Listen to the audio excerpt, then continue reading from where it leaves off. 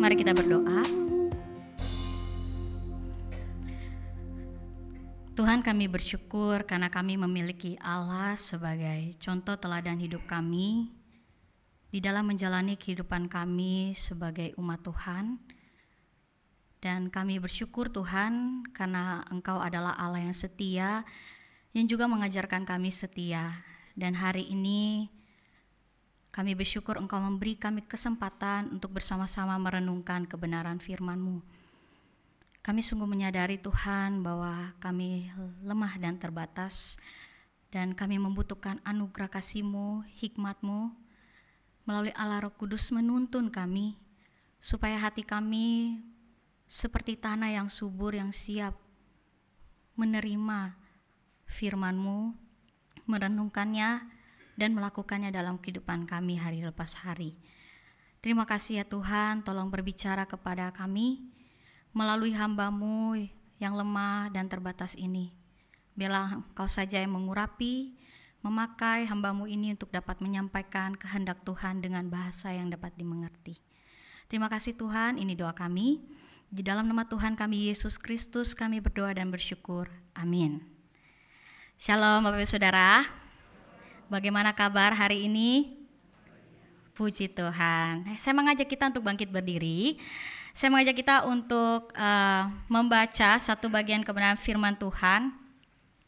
Kebenaran firman Tuhan dari Amsal yang ke-13 ayatnya yang ke-20. Mungkin teman-teman yang dari PPT bantu saya untuk next slide ya. Ya, oke, baik. Ya, kita akan bersama-sama membaca, ada slide-nya kalau boleh ya ditampilkan. Kita akan bersama-sama membaca dari Amsal 13 ayat yang ke-20.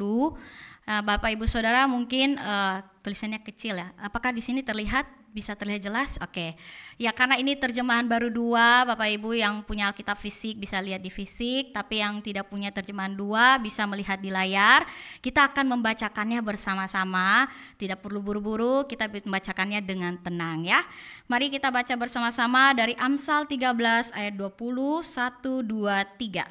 Siapa bergaul dengan orang bijak menjadi bijak, tetapi siapa berteman dengan orang bebal menjadi malang. Sedemikian jauh pembacaan firman Tuhan. Berbahagialah kita yang tidak hanya sekedar membaca tetapi menghidupi firman Tuhan hari lepas hari. Jemaat dipersilakan duduk. Bapak Ibu Saudara terkasih, kita tahu bahwa selama bulan November ini kita belajar tentang setia, yakni mengenal tentang Allah sebagai pribadi yang setia. Lalu kita juga belajar bagaimana tetap setia di tengah-tengah tantangan yang ada. Kalau kita ingat Pak Frid mensinggung tentang bagaimana kita tetap setia di tengah-tengah trust issue yang kita alami, atau bagaimana kemarin minggu lalu Musa membicarakan tentang perselingkuhan rohani, bagaimana kita tetap setia kepada jalan Tuhan. Dan hari ini masih dalam topik yang sama tentang kesetiaan, tentang tantangan kesetiaan, kita akan bersama-sama merenungkan dan membahas tentang pergaulan toksik ya. Bapak Saudara terkasih, toksik adalah salah satu istilah yang tidak asing di telinga kita. Kita mungkin sering mendengar ini di medsos, kalau kita buka ya, suka orang bikin konten tentang toksik, ataupun entah itu di berita kah, bahkan di lingkungan sekitar kita ya. Kita mungkin sering dengar orang menyinggung istilah ini, toksik ini. Entah itu berupa sebutan ini dalam bentuk ucapan yang serius ataupun dalam sedang bentuk candaan atau sindiran, tapi kita melihat bahwa kata toksik ini sangat melekat di sekitar kita. Lalu, apa itu toksik? Bapak Saudara, secara sederhana, toksik itu berasal dari bahasa Inggris ya. Kita tahu artinya racun atau beracun. Dalam Cambridge Dictionary diartikan sebagai suatu hal yang tidak menyenangkan atau tidak dapat diterima, atau misalnya sesuatu yang menyebabkan banyak kerugian dan ketidakbahagiaan dalam jangka panjang, seperti misalnya terjadi atmosfer lingkungan kerja yang benar-benar beracun dalam waktu yang cukup panjang. Dalam berbagai perjelasan, saya melihat di artikel-artikel apa sih toksiknya menurut pandangan-pandangan orang-orang ya. Dan saya menyimpulkan begini, toksik itu dimaknai sebagai seseorang atau suatu kondisi lingkungan yang buruk, yang beracun dan merugikan orang lain. atau membuat orang lain menderita secara fisik maupun secara psikis atau mental. Orang yang membawa toksik, Bapak Ibu Saudara, cenderung akan membuat lingkungan di sekitarnya itu menjadi negatif dan tidak sehat. Bahkan keberadaannya mampu membuat orang yang terhisap di dalam lingkungan toksik itu berpotensi menjadi orang yang membawa toksik di lingkungan lainnya. Gak heran Bapak Saudara, kita seringkali mendengar banyak orang yang suka berkata seperti ini, lu toksik. Aduh, toksik banget sih tempat ini. Ya ampun, gila banget. Kenapa sih lingkungan ini dipenuhi orang-orang toksik? Aduh, gue gak kuat. Itu beberapa, saya mendengar orang-orang suka ngomong-ngomong seperti itu. Saya mungkin akan memberikan beberapa contoh kecil. Lalu toksik itu seperti apa? Contoh kecilnya itu seperti apa? Saya akan memberikan beberapa contoh kecil di dalam lingkungan sekitar kita. Keluarga, lingkungan kerja, lingkungan sekolah, bahkan di lingkungan gereja. Ya, saya kasih beberapa contoh ya. Kita mulai dari di lingkungan keluarga. Di lingkungan keluarga, ya bisa jadi kayak contoh seperti ini. Ada seorang anak, dia tidak akan pernah merasa nyaman di rumah, dia nggak betah di rumah, dia akan lebih sering keluar, bahkan mungkin dia mengunci kamar di kamar, karena dia tidak kuat menghadapi orang tua yang toksik. Mengapa? Karena mungkin orang tuanya sering memberi kritikan kepada anaknya, membanding-bandingkan anaknya dengan orang lain tanpa bimbingan atau arahan yang jelas, apa yang harus dikembangkan oleh anaknya, apa yang harus diperbaiki oleh anaknya, dan kurangnya apresiasi di dalam lingkungan anak, di dalam keluarga. Sebagai contoh ya, contoh seperti ini. Kamu gimana sih? Kok nilai sekolahmu selalu gitu aja peningkatannya? Gak ada yang signifikan. Kok kamu kenapa sih gak bisa seperti si anak ini? Dia bisa ini, bisa itu, bisa ngapain, jungkir balik gitu, dia bisa gitu ya. Kenapa kamu gak bisa? Dan lain sebagainya. Anak tidak betah di rumah, tidak kuat menghadapi orang tua toksik. Dalam lingkungan kantor, kita mungkin bertemu dengan circle yang isinya adalah orang-orang yang senang menggosipkan segala sesuatu. Ya, mulai dari teman kerjanya kah, bosnya kah, apalah inilah, sampai artis Korea pun digosipkan. Ketika misalnya nih salah satu dari circle ini ada orang lain, ya, orang lain diajak join, tapi orang ini tidak mau, dikatain seperti ini. Ah, lu nggak seru, so suci lu. Kamu kan juga gitu kan, bilang aja kamu gitu, diam-diam lu juga gitu kan ngegosip. Atau lu kurang bergaul, kurang update lu gitu ya. Itu di lingkungan kerja. Kita yakin ya, mungkin di dalam beberapa keadaan seperti ini ya, sebagai orang yang bersangkutan mungkin bisa gosip itu tidak sesuatu hal yang gak sehat gitu ya. Tapi karena gak kuatnya menghadapi orang-orang seperti ini, akhirnya dia memberi, udahlah, daripada saya menderita ya ketemu orang-orang ini toksik terus, udahlah saya keluar dari kantor dah, sampai mengambil tindakan ekstrim. Karena nggak kuat menghadapi lingkungan toksik. Dan itu banyak relate, beberapa anak-anak muda banyak yang keluar dari kantornya karena nggak kuat menghadapi lingkungan toksik. Dalam kehidupan bergereja, kita juga ada yang namanya pergaulan toksik yang mengganggu relasi umat Allah sebagai tubuh Kristus. Seperti misalnya, contoh, tidak membangun nilai kasih, di mana gereja yang seharusnya menjadi komunitas yang mendukung, yang menerima orang-orang yang lemah atau orang-orang yang jatuh, mendukung dia untuk kembali bangkit. Tapi sebaliknya, ketika kita tahu ada orang ini salah atau orang ini berbuat dosa, kita menghakimi dia, kita mengkritik dia, tidak memberikan solusi, kita menjauhi dia, dan kita menganggap dia yang paling berdosa di antara kita semua yang ada di gereja. Bahkan bukan cuma itu, mungkin juga di gereja ada juga orang-orang yang suka memberi kritik kepada gereja. Entah itu kritik terhadap pelayan ibadah, kritik kepada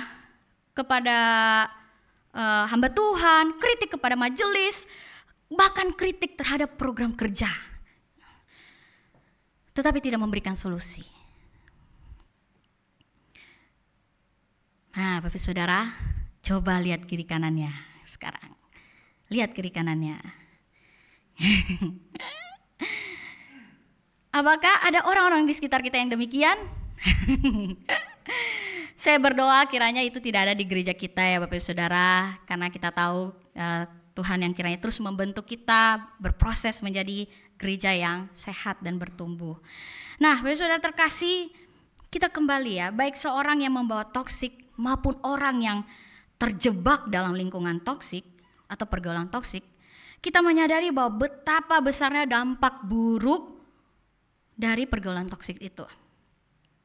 Dalam hal relasi dengan sesama, pergaulan toksik jelas membuat orang merasa tidak nyaman, orang merasa rendah, orang merasa bersalah, orang bahkan mengalami kemunduran secara moral atau kejatuhan di dalam berbagai dosa. Pergaulan toksik jelas merusak relasi kita bukan hanya dengan sesama tapi juga dengan Allah. Dan itu membawa kita sulit untuk setia kepadanya. Karena pergaulan toksik membawa kita jauh dari Allah. Sesungguhnya pergaulan toksik membawa kita jauh dari Allah. Kita kemudian berada dalam satu perenungan bagaimana saya agar bisa tetap setia sekalipun saya berada di dalam lingkungan seperti ini. Ataupun bagaimana saya menghadapi orang-orang toksik.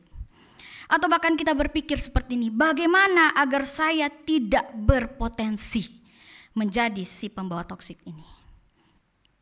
Maka saya memulai dengan kalimat kunci dalam perenungan ini yang kita bisa sama-sama pelajari, yakni bergaul bersama orang bijak yang berjalan pada jalan Allah. Jadi itu kata kuncinya. Bergaul bersama orang bijak yang berjalan pada jalan Allah. Nah kita kembali Bapak Saudara di dalam teks yang telah kita baca tadi. Pengajaran teks dari Amsal 13 ayat 20, pengajaran akan apa yang akan terjadi kepada orang-orang yang bergaul dengan orang-orang bijak. Dengan apa yang terjadi kepada orang-orang yang berteman dengan orang bebal. Bagian ini menarik Bapak Saudara, kenapa? Karena pasal 13 ini sendiri sebenarnya merupakan salah satu nasihat bagaimana menjalani hidup benar atau menjalani disiplin rohani. Nasihat ini merupakan nasihat hikmat sehingga setiap orang yang mendengarkan nasihat hikmat ini dan melakukannya menjadikan mereka sebagai pribadi yang berhikmat. Hikmat atau pengajaran mereka yang tidak mendengarkan hikmat mendapatkan akibatnya. Karena itu kalau kita baca ya, kita lihat secara keseluruhan pasti ada sebab akibat dari orang-orang yang bijak. Orang bijak itu ngapain? Ini yang dia dapat. Orang yang bebal ngapain? Ini yang dia alami. Begitu seterusnya sampai di ayat 20 juga sama dan ayat setelahnya juga demikian. Bapak Saudara, karena itu yang menjadi kata kunci dalam perenungan hari ini yang saya mau ajak kita yaitu bergaul, atau di dalam nanti kita bisa lihat ya, atau di dalam terjemahan secara lebih mendalam yaitu berjalan bersama dengan orang bijak. Maka kita bertanya, kenapa orang bijak? Mengapa saya harus berjalan dengan orang bijak? Apa perbedaan bergaul dengan orang bijak dengan berteman dengan orang bebal? Mari kita mulai melihat perbedaan bergaul dengan orang bijak ya. Kita mulai dengan melihat teks ini kembali, saya akan bacakan buat kita. Siapa yang bergaul dengan orang bijak menjadi bijak. Saudara, mengapa bijak atau di dalam pemaknaannya disebut sebagai berjalan bersama atau walking with gitu ya, dengan orang bijak. Kenapa berjalan dengan orang bijak? Paling tidak ada beberapa reason Bapak Saudara yang bisa saya sharingkan kepada kita kenapa penulis Amsal mengajak pembaca untuk mengikuti jalan orang bijak.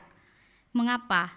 Ada beberapa reasonnya. Pertama, orang bijak adalah orang yang mendengarkan didikan dan teguran dan mereka melakukan perintah Allah. Bapak Ibu bisa lihat di ayat 1, ayat 10, ayat 13, ayat 18. Itu jelas memperlihatkan kita. Mendengar didikan di sini diibaratkan seperti seorang anak yang mendengarkan didikan ayahnya. kita perlu memahami bahwa Bapak Ibu Saudara, dalam konteks ini penulis Amsal seringkali memakai kata relasi ayah dan anak di dalam kaitannya memberikan pengajaran ataupun nasihat hikmat, di mana pada masa itu orang tua, secara khusus dalam hal ini ayah, berperan di dalam mendidik anak-anaknya. Karena itu mendengar dalam bagian ini memiliki makna sungguh-sungguh menerima pengajaran dan nasihat dengan baik dan benar. Bukan hanya sekedar mendengar didikan, tetapi ini juga adalah seorang yang mau mendengar teguran. Ketika diberikan teguran, dia menerima teguran itu dengan baik. Seorang yang bijak bukan hanya sekedar mendengar dan menerima, tetapi dia juga melakukan perintah dan mempraktikkan didikan itu atau nasihat itu dengan baik. Ini berbicara tentang ketaatan mereka yang taat pada hukum Allah, yakni firman-Nya. Alasan kedua Bapak Saudara, mengapa berjalan bersama orang bijak? Karena ajaran orang bijak adalah sumber kehidupan. Sebab orang bijak berjalan dari sumber hikmat itu sendiri, yaitu Allah. Bapak Saudara, saya bacakan kita di ayat 14, saya akan bacakan untuk kita. Ajaran orang bijak adalah sumber kehidupan, sehingga orang terhindar dari jerat-jerat maut. Beberapa hari yang lalu Bapak Saudara, kami ya hamba-hamba Tuhan, terus ada beberapa calon leaders ya yang selama ini memimpin KP, kita mengadakan kelas persiapan KP untuk kami akan diberi kesempatan untuk melayani di dalam KP batch selanjutnya, yaitu KP Barnabas. Di dalam salah satu kita mulai ikut kelas itu. Nah, salah satu bagian kelas yang kami bahas beberapa hari yang lalu, sedikit ada spoilernya ya. Yang penasaran mau ikut kelas KP, silakan mendaftar ke kampus saya.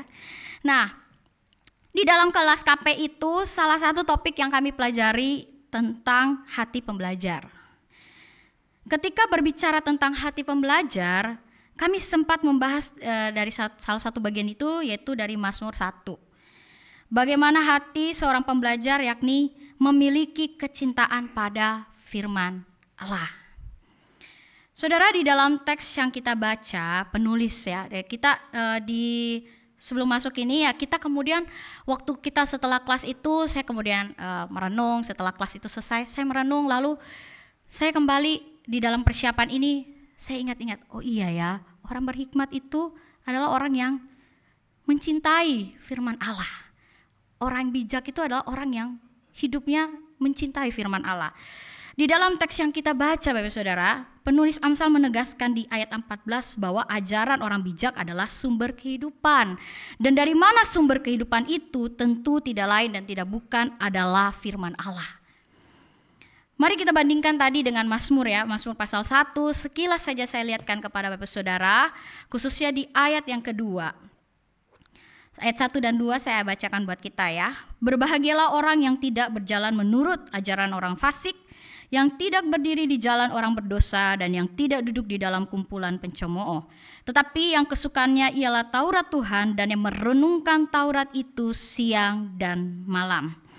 Bapak Saudara, di dalam Mazmur ini kita bisa lihat bagaimana orang benar memilih hidup di dalam jalan Allah, yakni belajar mencintai Taurat Allah dan merenungkan Taurat itu dengan sungguh-sungguh dan menjadikan Taurat itu sebagai penopang hidupnya, sebab ia mencintai Taurat Tuhan, yaitu mencintai Allah itu sendiri.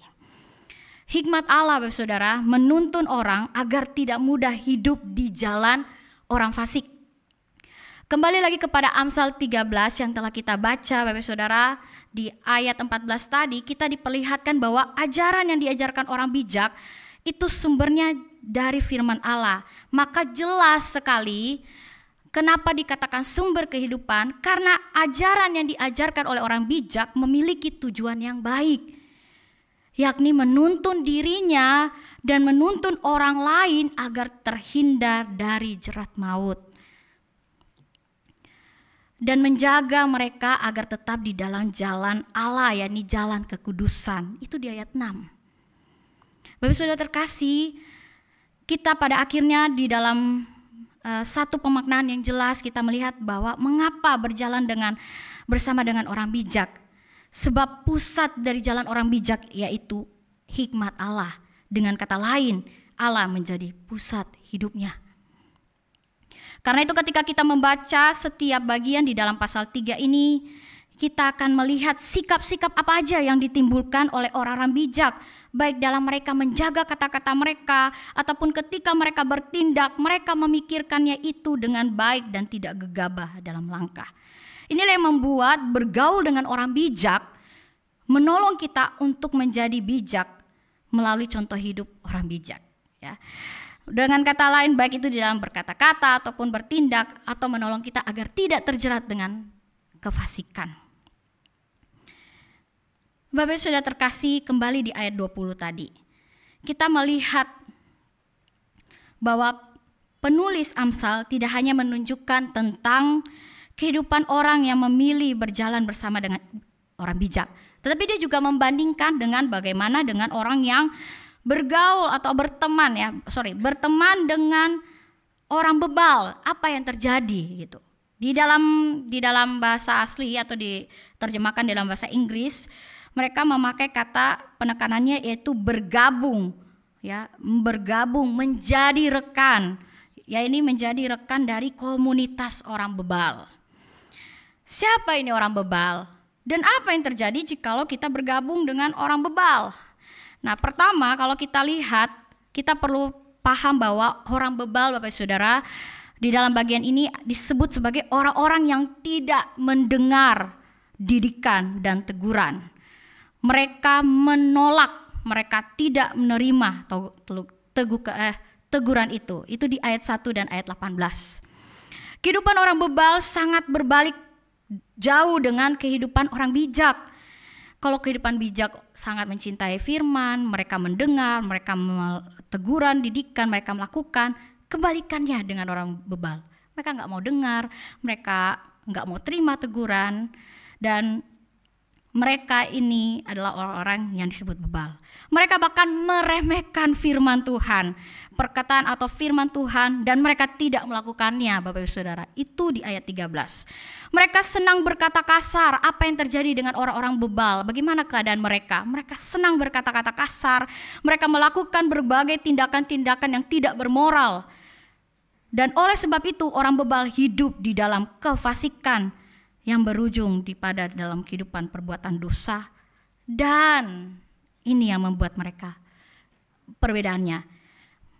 Bergaul, berteman, bergabung dengan komunitas orang bebal menimbulkan penderitaan atau kemalangan, atau dalam penegasannya kerugian bagi diri sendiri maupun orang lain. Bapak Ibu Saudara, akhirnya kita melihat bahwa kehidupan orang bebal jelas tidak berpusat kepada Allah, melainkan jalan orang bebal adalah dirinya sendiri dan kefanaan dunia. Inilah yang menegaskan bagaimana betapa jalan hidup orang bebal bukannya dekat kepada Allah, melainkan jauh dari Allah, melenceng dari kebenaran. Kehidupan yang jauh dari Allah jelas membuat mereka jauh dari kata setia kepada Allah. Bapak Ibu Saudara terkasih, ketika kita melihat bagian perenungan ini tentang pergaulan toksik, maka kita bisa melihat hal penting bahwa ketika seseorang bergabung dalam pergaulan toksik, itu sama saja kita memilih bergabung di dalam jalan kehidupan orang bebal. Sebab pergaulan toksik merugikan relasi kita dengan sesama, terlebih merusak relasi kita untuk setia mengikut jalan Allah. Lalu Bapak Ibu Saudara, bagaimana menghadapi pergaulan toksik? Bagaimana saya sebagai orang menghadapi persoalan pergaulan toksik? Saya membagikan ada dalam bentuk dua bagian, Bapak Saudara. Saya membagikannya berdasarkan dua hal ketika berbicara bagaimana kita menghadapi pergaulan toksik. Yang pertama ketika berbicara ada dua, yaitu yang pertama berbicara tentang kalau kita yang menjadi si sumber toksik, Atau yang kedua, kalau kita yang hidup terjebak di dalam lingkungan toksik. Yang pertama, ketika kita berbicara kalau kita adalah sumber si toksik itu sendiri, maka yang harus kita lakukan adalah evaluasi diri, Bapak Ibu Saudara. Apakah kita perlu mengevaluasi diri kita? Kita perlu bertanya pada diri kita, apakah saya membawa pergaulan toksik itu dalam lingkungan saya berada? Apakah saya ini si orang yang memberikan pengaruh toksik ini, yang merusak relasi ini? Kalau misalnya kalau kita mendapati bahwa ternyata kita berpotensi dan melakukan hal demikian, maka hal yang kedua yang harus kita lakukan adalah segera bertobat dan kembali pada jalan Allah. Bapak Ibu Saudara, akui bahwa kita telah berdosa dan meminta ampun kepada Allah, memohon Tuhan mengubah hati kita dan hidup kita agar kita hidup dalam hikmat Allah. Kalau kita sudah sadar, kita tahu kita menjadi orang-orang yang salah, contoh misalnya, ternyata kita adalah orang yang sedang ngegosip. So, kita tahu, saya ini tukang gosip ya. Tuhan datang akui dan minta ampun kepada Tuhan dengan sungguh-sungguh. Minta Tuhan tolong supaya mengubah hati kita, supaya kita tidak menjadi orang-orang yang senang menyebarkan gosip yang tidak sehat. Kalau kita sudah sadar hal itu, lalu apa yang kita lakukan selanjutnya? Selanjutnya segeralah meminta maaf kepada orang yang kita lukai, yang kita berikan dampak toksik itu, ataupun komunitas yang akhirnya mendapatkan pengaruh toksik itu. Jadi bukan hanya misalnya gosip ya, misalnya kita suka memberi kritik yang tidak membangun. Dan ketika kita sadar hal itu, segera minta ampun sama Tuhan. Dan minta Tuhan supaya kita mampu untuk ngomong kepada orang yang kita lukai, orang yang terdampak karena pengaruh toksik kita. Kita datang minta maaf kepadanya, minta maaf kepada komunitas yang telah kita rusak. Dan yang terakhir, mencari orang bijak lain yang lebih dewasa secara rohani. Siapa mereka? Di sini kita bisa lihat ya, di dalam hal ini orang-orang yang berhikmat.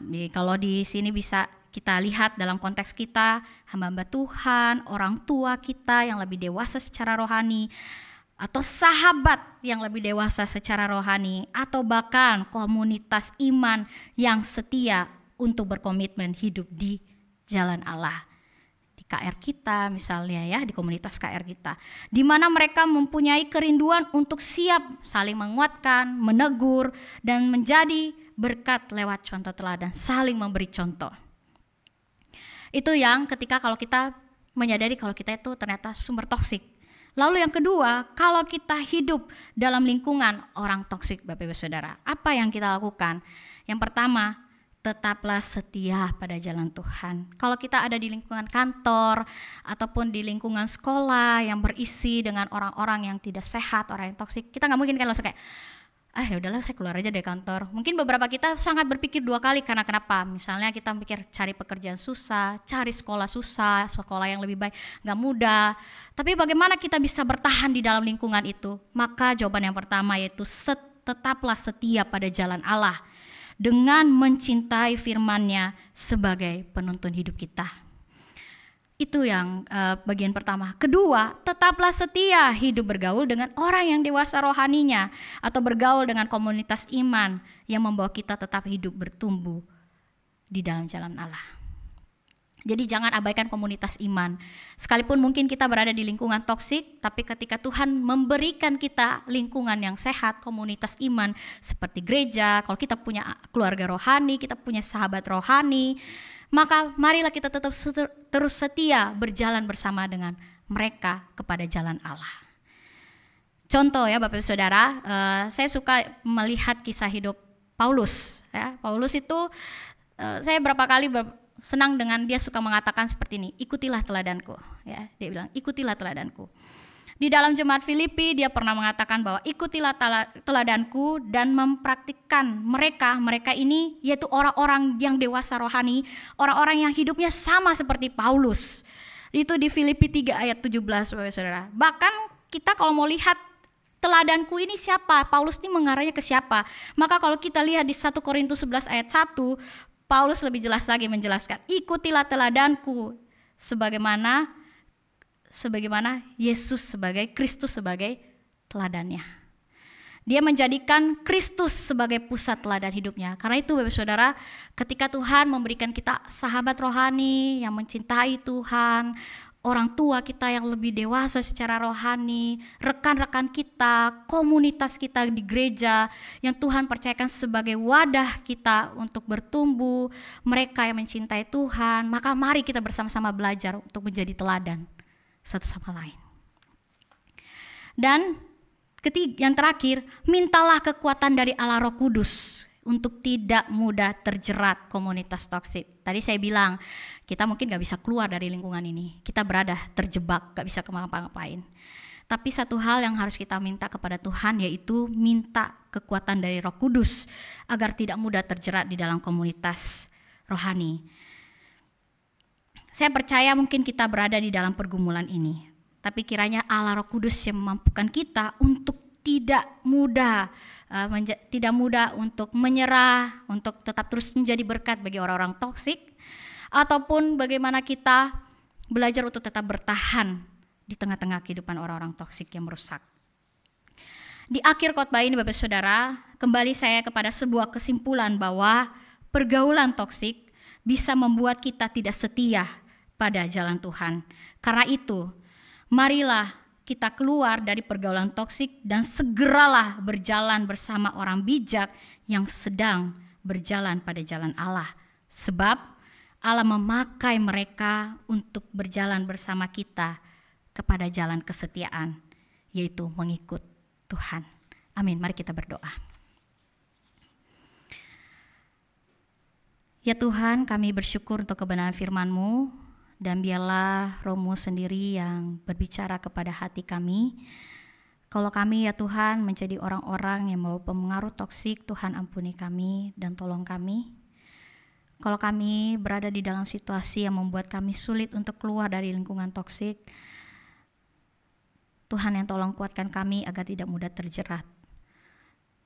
Terima kasih Tuhan, biarlah Engkau sendiri yang menuntun kami dan memampukan kami untuk benar-benar menghidupi firman-Mu. Terpujilah nama-Mu Tuhan, ini doa kami. Demi nama Tuhan kami Yesus Kristus kami berdoa. Amin.